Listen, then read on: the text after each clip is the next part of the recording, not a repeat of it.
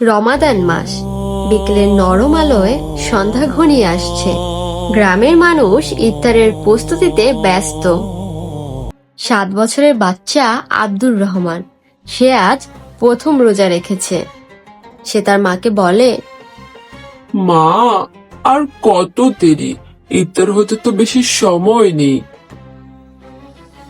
হ্যাঁ, এই তো আর মাত্র অল্প সময় বাবা, আর একটু ধৈর্য ধরো।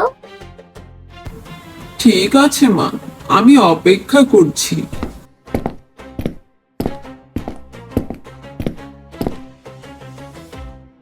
ঘরের ভেতরও ইফতারের প্রস্তুতি চলছে। শরবতের জগ রাখা হচ্ছে টেবিলে।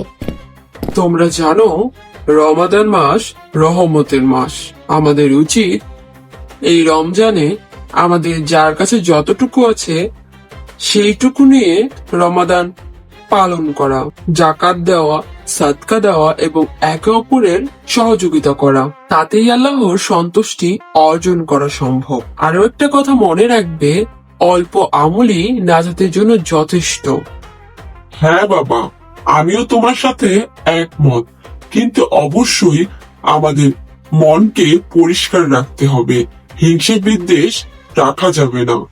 তাদের কথার ফাঁকে আব্দুর রহমান জানালার বাইরে তাকিয়ে দেখে পাশের বাড়ির এক চাচা আর চাচি বাইরে বসে ইফতারের প্রস্তুতি নিচ্ছে, কিন্তু তাদের ইফতারের মেনুতে সেই রকম কোনো খাবারই নেই।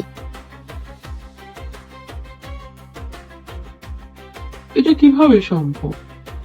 আমাদের ঘরে তো আম্মু কত কিছু আয়োজন করেছে, শরবত, আলুর চপ, পেঁয়াজু, কিন্তু তাদের তো দেখছি না কোনো ভালো খাবার কিছু আছে। তারা এটা দিয়ে কিভাবে ইফতার করবে? এখন আমাকেই কিছু করতে হবে। আইডিয়া! আব্দুর রহমান চুপি চুপি এক গ্লাস শরবত আর কিছু ইফতার নিয়ে বাহিরে যায়। চাচা, এইটা নেন, আপনার জন্য। এটা দিয়ে ইফতার করবেন। সত্যি বলছো বাবা? আমি অবাক হচ্ছি, তুমি এত ছোট বাচ্চা আমাদের জন্য কত বড় চিন্তা করলে আছি। আমি আল্লাহকে তোমার জন্য সারা জীবন উঠবো। আল্লাহ তোমাকে ভালো রাখুক বাবা। আব্দুর রহমানের মা বাবা তাদের ঘরে জানালা দিয়ে এই সব দৃশ্য দেখে ফেলে। আব্দুর রহমানের বাবা বলে, দেখেছো, আমাদের ছেলেটা কত সুন্দর মন নিয়ে বড় হচ্ছে। আমি চাই তার মন তার চেয়েও বড় হোক। হ্যাঁ, তুমি ঠিক বলেছ। এটাই রমাদানের আসল শিক্ষা। কারণ রমাদান মাসে গরিবের ক্ষুধার্ত থাকার কষ্ট অনুভব করায় আমাদের, আরো অনুভব করায় হারাম হালাল থেকে বেঁচে থাকা।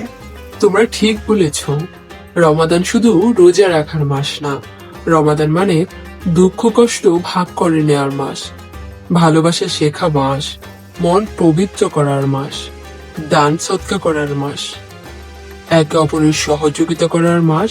সবসময় মনে রাখবে, ছোট ছোট ভালো কাজেও বড় বড় দান করার সব পাওয়া যায়। তাই আমাদের উচিত সবসময় সকলকে সব পরিস্থিতিতে সাহায্য করা। হ্যাঁ বাবা, আমিও দোয়া করি সব বাচ্চারা যেন একে অপরের সাথে মিলেমিশে থাকে, একে অপরের সাহায্য করে এবং বাড়ির বাইরে এবং বাড়ির ভিতরে সকলের কষ্ট বা কাজ ভাগ করে নেওয়ার চেষ্টা করে। আমাদের এই গল্পটি ভালো লাগলে এই চ্যানেলটি সাবস্ক্রাইব করে দিবে। আমার এই টুকটুকির কিচ্ছাতে এতক্ষণ পাশে থাকার জন্য ধন্যবাদ সবাইকে। রমজান মোবারক।